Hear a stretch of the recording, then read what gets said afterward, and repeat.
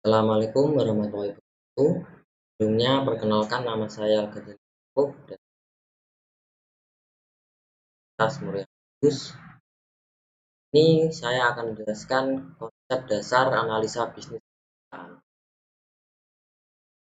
Konsep dasar analisa bisnis perusahaan ini agendanya yaitu konsep dasar akuntansi dan analisis laporan keuangan, juga jenis laporan keuangan, juga analisis laporan keuangan. Analisis laporan keuangan. Analisis laporan keuangan atau financial statement analysis adalah analisis yang dilakukan guna menguji keterkaitan angka-angka akuntansi dan tren angka tersebut dalam periode waktu tertentu. Ini adalah analisa guna menguji keterkaitan angka-angka akuntansi dan tren angka tersebut dalam periode tertentu. Dalam periode tertentu yaitu contohnya dalam 1 tahun, 2 tahun, atau dan seterusnya. Mengapa hal ini dilakukan? 1. Menilai kondisi keuangan dan hasil usaha perusahaan masa lalu, masa sekarang, dan prediksi yang akan datang. 2. Menilai kekuatan dan kelemahan keuangan perusahaan. Setelah itu, analisis bisnis di sini dibagi menjadi 2, yaitu evaluasi prospek, evaluasi resiko. Ini evaluasi prospek yaitu mengevaluasi prospek kelanjutan dari perusahaan tersebut, apakah menghasilkan atau tidak. Dan evaluasi resiko adalah mengevaluasi resiko-resiko yang akan datang, yang akan dihadapi oleh perusahaan tersebut. Ini menuju ke pengambil keputusan bisnis, yaitu 1. Investor atau orang yang menginvestasikan uang untuk perusahaan kita. 2. Di sini kreditor. Kreditor di sini contohnya adalah bank, manajer, analisis merger dan akuisisi, direktur, ya ini pangkat yang di atasnya analisis merger dan akuisisi, regulator, eksternal auditor. Ini tugasnya untuk mengatur jalannya perusahaan. Selanjutnya yaitu pekerja, serikat, atau buruh, dan terakhir yaitu lawyer atau pengacara untuk mengetahui hukum-hukum dalam perusahaan tersebut. Framework analisis laporan keuangan. Komponen dalam proses analisis bisnis yaitu Business Environment and Strategy Analysis, yaitu industri analisis, strategi analisis. Industri analisis menuju ke accounting analisis atau akuntansi analisis, yaitu setelah itu menuju ke financial analysis of cash flow, profitability analysis, risk analysis, dan cost of capital estimate. Setelah itu menuju ke prospective analysis, dan terakhir yaitu intrinsic value. Framework analisis laporan keuangan. Menilai lingkungan bisnis. 2. Membaca dan mempelajari laporan keuangan dan catatan atas laporan keuangan. 3. Menilai kualitas laba. 4. Analisis laporan keuangan. Dan 5. Memprediksi laba atau cash flow masa mendatang. Ini digunakan untuk mendeteksi atau memprediksi laba atau cash flow masa yang akan mendatang. Menilai lingkungan bisnis. Apa jenis kegiatan perusahaan?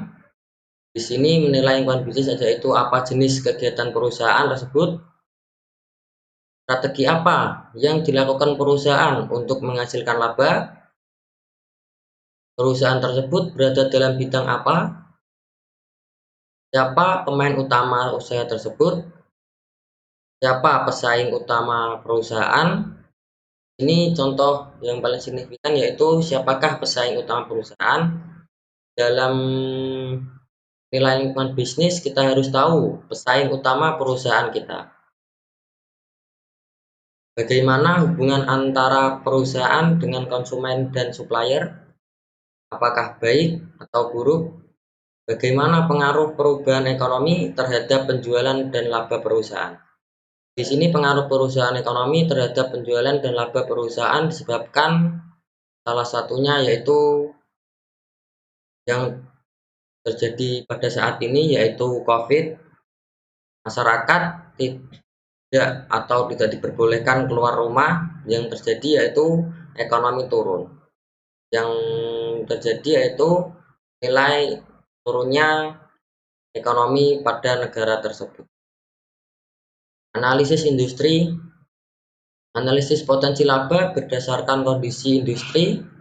Setiap industri memiliki profitabilitas yang berbeda tergantung dari keunggulannya yang dimilikinya. Kompetisi industri dengan industri lainnya akan mempengaruhi profitabilitas industri. Kompetisi dalam industri akan mempengaruhi profitabilitas ke masing-masing perusahaan dalam industri. Struktur pasar dalam suatu industri menentukan apakah perusahaan dalam industri tersebut dapat memperoleh laba yang abnormal. Kondisi perekonomian mempengaruhi profitabilitas industri dan perusahaan. Ini kembali lagi kayak tadi, yaitu kondisi perekonomian mempengaruhi profitabilitas industri dan perusahaan. Aktivitas bisnis ini reaching, strategi, promosi, proyeksi, tantangan. Oportunistis, kinerja manajemen, distribusi, permintaan pasar, kompetisi. Yang tengah yaitu aktivitas perencanaan tujuan. Di sini aktivitas perencanaan atau tujuan mencakup semua isi dari pricing, strategi, promosi, proyeksi, tangan, oportunistis, kinerja manajemen, distribusi, permintaan pasar, dan kompetisi. Faktor apa yang menentukan profitabilitas? Pertama yaitu rivalry among existing firm. Pertama itu industry growth, konsentrasi, diferensiasi, switching cost, fixed variable cost, excess capacity, dan exit barriers. Kedua yaitu trade of new entrants. Pertama yaitu scale of economies, dua distribusi akses, tiga relasi, dan keempat legal barriers. Tiga yaitu trade off substitutes produk. Pertama itu relative price and performance. Dua, buyer willing to switch, yang menuju ke industri profitabilitas. Pertama rivalry among, trade of new entrants, trade of substitutes production, yang menuju ke industri profitability. Selain itu juga ada bargaining power of buyer. Di sini pertama adalah switching cost, dua diferensiasi ya sama, tiga important of product for cost and quality, dan keempat number of buyer, dan kelima yaitu volume per buyer. Selain itu juga ada bargaining power of suppliers, yaitu pertama switching cost, diferensiasi, important of product for cost and quality, number of buyer, volume per buyer. Analisa keuangan atau financial analysis, yaitu proses untuk mengevaluasi posisi keuangan dan kinerja dengan menggunakan laporan keuangan. Ini ada itu analisa profitabilitas, analisa risiko, analisis arus kas. Analisis profitabilitas yaitu evaluasi atau pengembalian investasi. Analisis risiko, evaluasi risiko dan kemampuan membayar. Tiga, analisis arus kas, evaluasi sumber dan penggunaan dana, yang mencakup yaitu satu, alat analisis rasio, 2. Analisis arus kas yang memunculkan resiko akuntansi. Prospective analysis itu proses to forecast future payoff yang menuju ke business environment and strategy analysis. Selanjutnya yaitu accounting analysis atau analisa akuntansi atau juga analisa keuangan dan financial analysis. Terakhir yaitu intrinsic value. Aktivitas bisnis yaitu aktivitas investasi dan aktivitas pendanaan. Di sini yaitu pembelian sumber daya, 2. Penjualan sumber daya, ya, yang menjadi aktivitas investasi. 2. Yaitu aktivitas pendanaan, yaitu pemilik atau equity atau non pemilik liabilities, yaitu investasi dan pendanaan haruslah cocok atau seimbang, investasi dan pendanaan. Aktivitas bisnis di sini aktivitas operasi, pendapatan dan biaya dari penyelenggaraan kegiatan produksi dan pemberian jasa yang mencakup aktivitas investasi, aktivitas perencanaan, aktivitas pendanaan. Laporan keuangan ini adalah suatu laporan yang berisi informasi keuangan mengenai suatu badan usaha yang akan dipergunakan oleh pihak-pihak yang berkepentingan sebagai bahan pertimbangan dalam pembuatan keputusan. Atau juga laporan keuangan merupakan output dari proses akuntansi, yaitu proses terakhir dari akuntansi atau keuangan. Laporan keuangan di sini pertama yaitu laporan keuangan atau neraca atau statement of financial position atau balance sheet. Laporan kedua yaitu laporan laba rugi dan penghasilan komprehensif lain atau income statement and others comprehensive income. Ketiga yaitu laporan perusahaan modal atau statement of shareholder equity. Dan keempat yaitu laporan arus kas atau statement of cash flow. Dan terakhir yaitu catatan atas laporan keuangan atau notes to the financial statement. Laporan keuangan dan aktivitas bisnis. Planning atau perencanaan, investing atau investasi, operating atau operasi, financing atau finansial.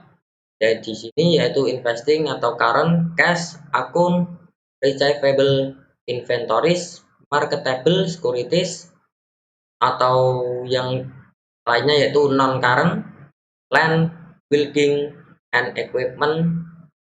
Yang kedua itu patents dan ketiga itu investment.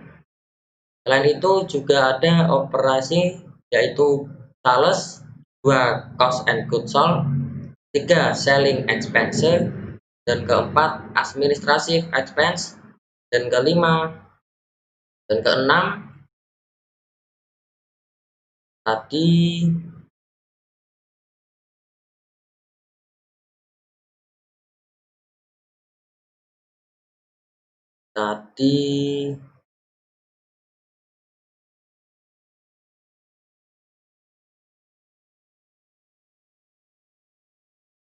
kan lagi ya.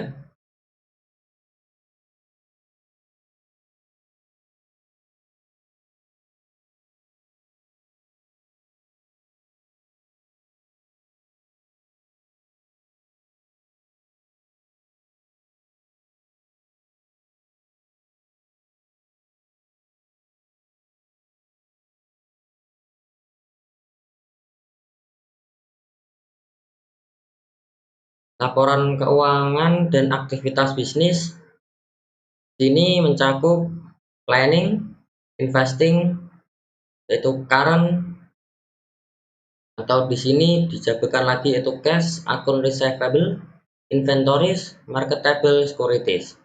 Selain itu juga ada non current yaitu land, building, and equipment, patents, investment. Dan selain itu juga ada operasi atau operating, yaitu pertama sales, 2 cost of goods sold, ketiga selling expense, keempat administration expense, dan keenam 1, 2, 3, 4, 5. Kelima adalah interest expense, dan terakhir yaitu income tax expense. Ketiga yaitu financing, current, notes payable, 2 akun payable, 3 salaries payable, dan terakhir income tax payable. Selain itu juga ada non-current, yaitu bonds payable, common stock, dan retain earning. Not income atau selain income yaitu income statement menuju ke cash flow, dan setelah itu menuju statement of cash flow. Selain itu di financing yaitu step liabilities and equity yang menuju ke balance sheet, dan statement of shareholder equity. Investing juga ada yaitu aset yang menuju ke balance sheet. Informasi tambahan atau selain laporan keuangan, diskusi manajemen atau MDA, laporan manajemen, laporan audit, tambahan penjelasan dan catatan, informasi tambahan, proxy statement. Sumber informasi ya ini bersumber dari laporan tahunan, laporan keberlanjutan, laporan realisasi anggaran, laporan kontrak manajer dan key performance indicator, dan announcement perusahaan, dan terakhir yaitu website. Akuntansi, keuangan, dan manajemen. Akuntansi ini dijabarkan jadi dua, yaitu akuntansi keuangan dan akuntansi manajemen. Akuntansi keuangan yaitu laporan keuangan dan pengungkapannya, dan akuntansi manajemen yaitu rencana, anggaran, dan laporan kinerja unit. Dan akuntansi keuangan menuju ke pemakaian internal, yaitu investor, yaitu orang yang investasikan uangnya ke perusahaan, kreditor yaitu bank, supplier, dan pelanggan, dan lain-lain. Akuntansi manajemen juga ada yaitu pemakai internal, yaitu manajer untuk tujuan pengelolaan perusahaan. Proses penyediaan informasi. 1. Identifikasi atau stakeholder menuju ke pemilik internal atau eksternal. Ini pemilik internal yaitu pemilik, manajer, dan pegawai yang bertujuan langsung atau memegang langsung ke perusahaan itu sendiri. Stakeholder eksternal yaitu pelanggan, kreditor, dan pemerintah. 2. Ketahui kebutuhan informasi stakeholder. 3. Rancang sistem informasi akuntansi untuk memenuhi kebutuhan stakeholder. Dan keempat yaitu catat ekonomi dari aktivitas bisnis, yaitu sistem informasi akuntansi. Yang kelima yaitu siapkan laporan akuntansi untuk stakeholder, yaitu di sini adalah menuju ke internal maupun eksternal. Alur transaksi bisnis. Di sini pertama itu persetujuan transaksi, kedua transaksi terjadi, ketiga dokumen disiapkan, keempat catat di jurnal, 5 posting ke buku besar, dan keenam siapkan laporan keuangan. Proses akuntansi yaitu setelah melakukan identifikasi dan pengukuran item yang dicatat, langkah-langkah siklus akuntansi adalah sebagai berikut. Tahap 1, pencatatan atau membuat jurnal. 2. Posting dari jurnal ke buku besar. 3. Membuat neraca saldo atau trial balance sebelum penyesuaian. 4. Membuat jurnal penyesuaian untuk menyesuaikan akun akrual dan akun penangguhan. 5. Membuat neraca saldo yang disesuaikan. 6. Membuat laporan keuangan. Dan 7. Membuat jurnal penutup akun nominal. 8. Membuat neraca saldo setelah penutupan. 9. Membuat jurnal pembalik atau opsional. Sistem akuntansi terdiri dari akun-akun atau akun, catat ke dalam jurnal, posting ke buku besar atau ledger. Sistem akuntansi, catat transaksi dan kejadian lain-lain, mengklasifikasikan item, meringkas dampaknya, dan melaporkan hasilnya ke dalam laporan keuangan. Terima kasih. Wassalamualaikum warahmatullahi wabarakatuh. Apabila ada salah maupun tutur kata salah dari saya, mohon maaf. Wabillahi taufiq wal hidayah. Wassalamualaikum warahmatullahi wabarakatuh.